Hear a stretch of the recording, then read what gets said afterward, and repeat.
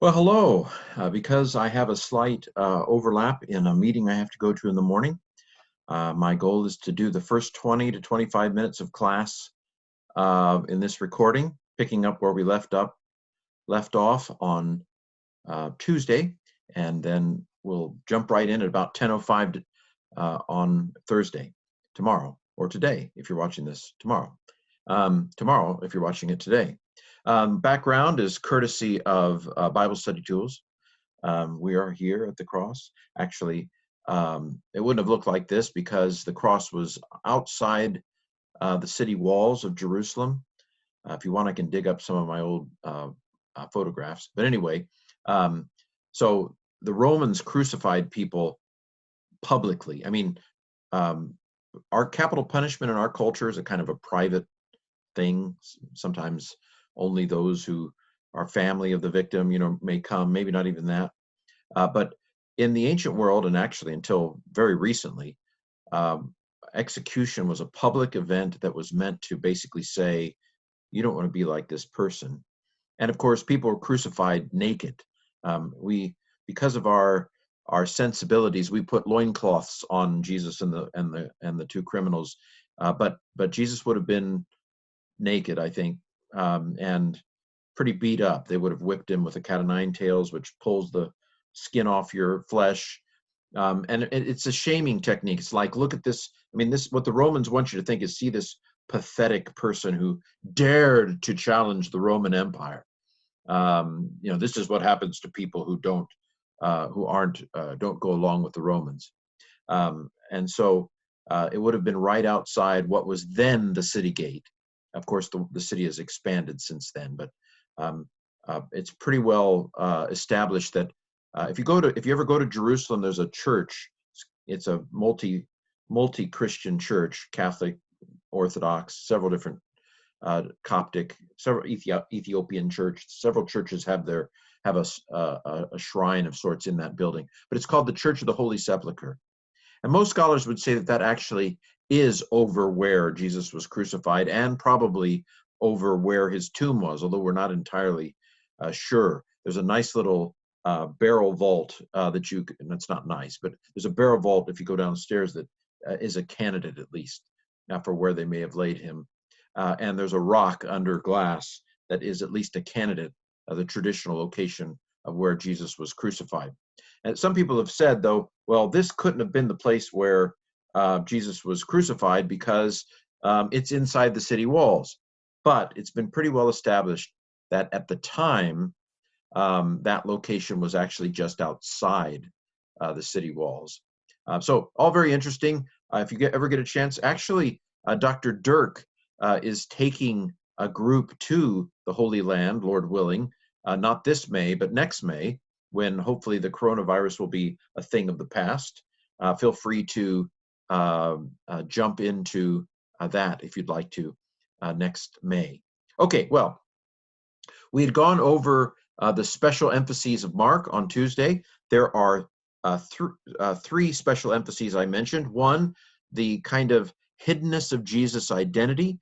And I argued on Tuesday that while John gives us kind of the theology of Jesus made clear, hindsight is 2020, Mark gives us probably more the impression of Jesus we would have had if we'd have been there.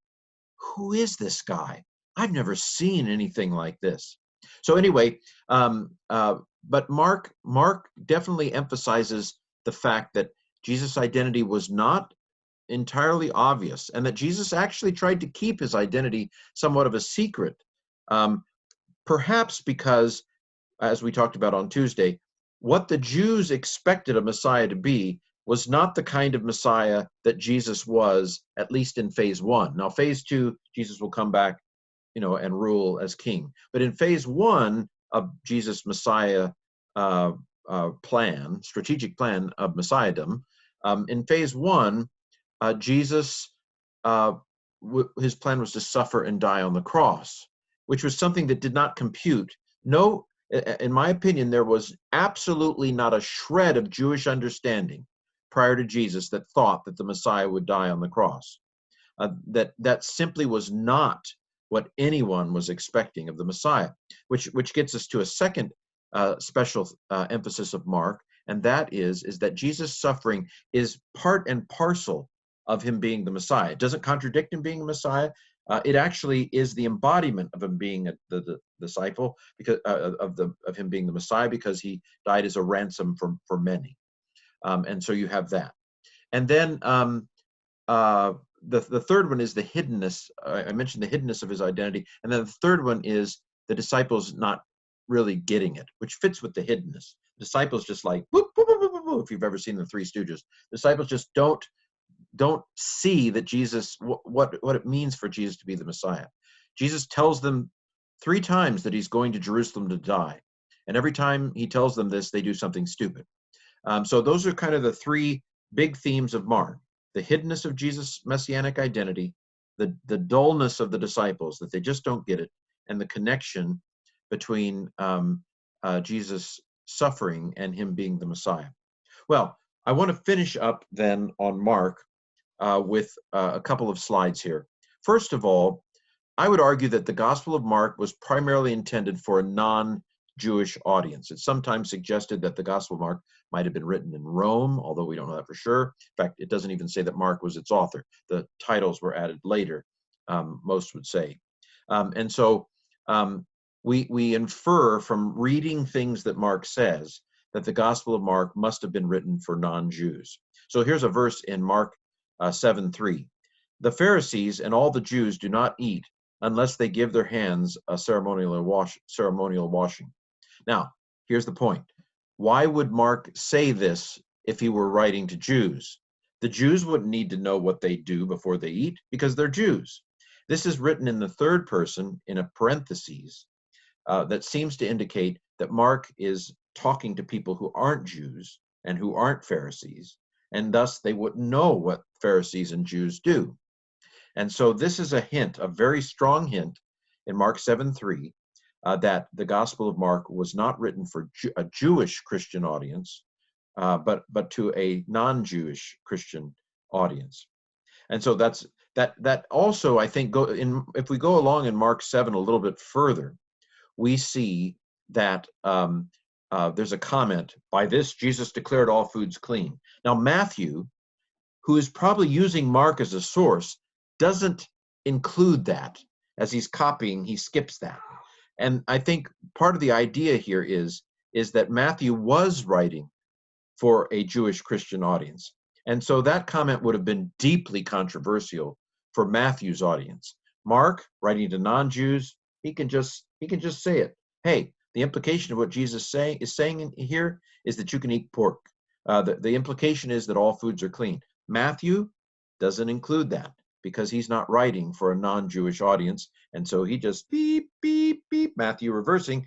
He doesn't want to get into that issue of whether food laws are still in vogue or not for the Jews. Okay, so Mark, Gospel of Mark, probably written to a non-Jewish audience. Sounds like something that could be on a weekly quiz. Okay. Another thing is that I would say that the Gospel of Mark was probably written around the time of the Jewish War.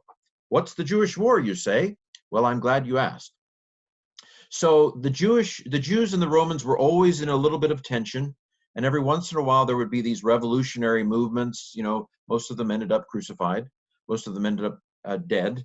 But there were revolutionary movements from time to time, people who claimed, I'm the Messiah who's going to free Israel from the Romans, and they died. But in the year 66 AD, so this is after Jesus has come and risen to heaven. Most of Paul's ministry is behind. Paul died at the hands of Nero, so it's possible that Paul overlapped with the Jewish war by 1 year. But anyway, I think probably most would say that Paul is already gone, already beheaded by Nero by the time the Jewish war begins. But anyway, the Jewish war is when the war actually started between the Jews and the Romans. And this would last until the Romans basically destroy Jerusalem, destroy the temple in the year AD 70. And that is a date I'd like you to know, perhaps for this quiz this week. It'll be on a multiple choice at some point before the course is over. But basically, the year in which the temple was destroyed was AD 70. And that pretty much ended a period in which the Jews had experienced some autonomy. The high priest had pretty much been surrogates for the Romans, or there had been some others, the Herods and so forth. But the year AD 70 pretty much ends the period of Jews kind of being somewhat free. Now, the war is pretty much over when Jerusalem's destroyed. There were some zealots and others who walled themselves up in a palace that was on top of a big hill called Masada. The Romans took a whole year piling dirt so that they could knock the door down. But finally, in the year 72, for sure, the war is over because the Romans destroy Masada. And according to tradition, everybody was dead except for one person when they finally opened the door. They'd had a pact that they would rather die than surrender to the Romans. Well, all of that's what is the Jewish war, you ask? Well, that's what the Jewish war was.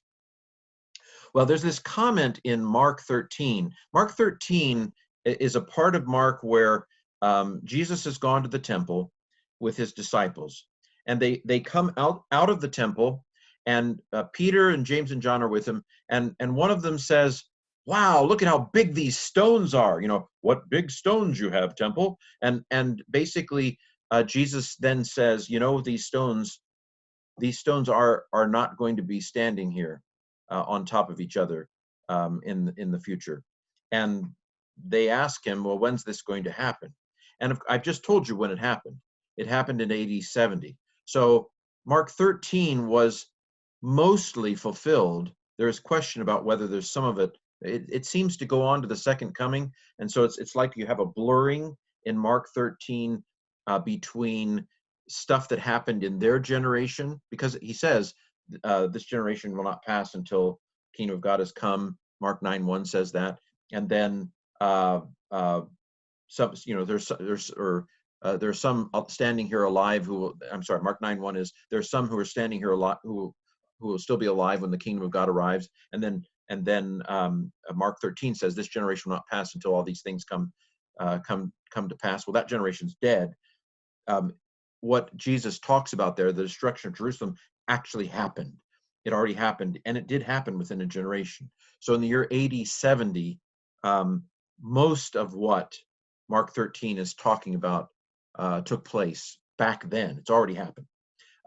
Now, there's some stuff in Mark 13 about Jesus, the second coming, that hasn't happened yet, as far as I know, although there are some people with some ingenious theories, but I won't go into those. But I would say that you might argue that prophecies sometimes blur into each other, because even though, like, for example, right now, if you see in the video, my hands look like they're right next to each other, but they're actually about 10 inches apart.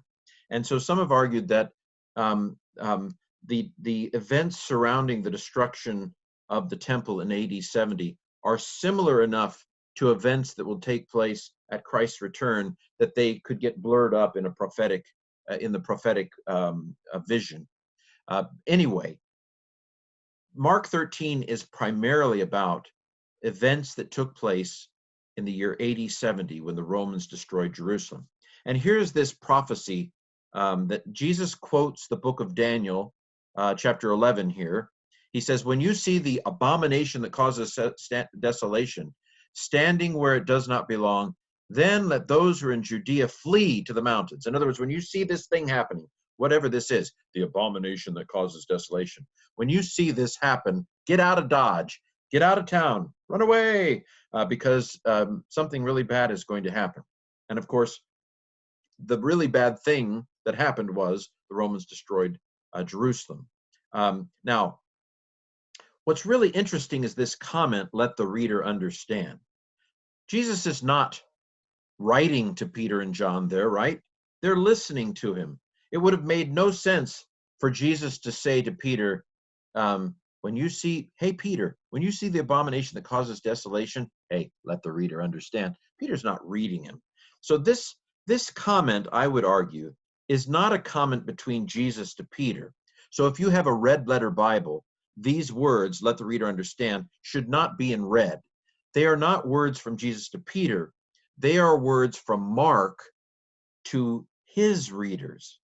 And so some, again, this is not foolproof, but some have argued that this little comment here basically is Mark telling his audience, heads up, incoming, this stuff is happening. And so there is at least some reason to suspect that the Gospel of Mark may have been written about the time that the temple was desolated and the temple was destroyed around the year AD 70. So I would be quite normal in suggesting that the Gospel of Mark may have been written either just before or just after the destruction of Jerusalem. So again, it's not foolproof, but I would suggest that Mark was written about the time of the end of the Jewish war. Now, who is this Mark? I've been talking about the Gospel of Mark, and I haven't even talked about it. Well, first of all, here's another true-false question for a quiz in the near future. All four of the Gospels are technically anonymous. True. Mark, apart from the heading, Matthew, Mark, and Luke do not say internally, that is within Matthew, within Mark, within Luke, they do not say who their author is. And so they are technically anonymous. Now, the Gospel of John indicates that its source is the beloved disciple. Although it's interesting, John 21 talks about the beloved disciple in the third person.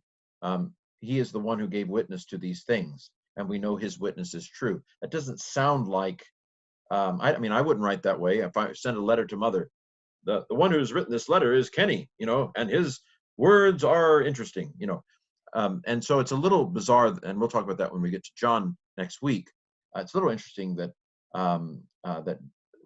but we know that the author, or that the main source of the Gospel of John is the beloved disciple, but it never tells us who it is. The Gospel of John simply doesn't say. So all of the Gospels are technically anonymous. That's not to say that their authors aren't the tradition. The tradition may be completely right, and I've referred to the Gospel of Mark as the Gospel of Mark. Who is this Mark, you ask? Well, when we get to Acts, probably next Thursday, Mark is a sometimes traveling companion of Paul, although he and Paul kind of get into an argument. But Mark was a Christian from Jerusalem, probably a little bit upper class, I would argue. I think it's his house probably that the upper room was in, probably his house that the day of Pentecost took place in. And so Mark was a young guy. Some think that, so I don't know if you should have read the Gospel of Mark already. There's this young man who, when Jesus is arrested, there's a young man who runs away naked. There's some people who've suggested that might have been Mark. Otherwise, why is this story here? I mean, you know, in a movie, when there's a scene and you're kind of like, well, why is that scene there? Those of us who watch a lot of movies, we kind of say that scene fits in somehow. I bet, and it kind of gives a clue as to what's going on when there are scenes in a movie that in the first instance don't seem to make sense. Well, I think that most throughout history, or many throughout history, have suggested this young man who runs away naked is just a bizarre thing to include in the story.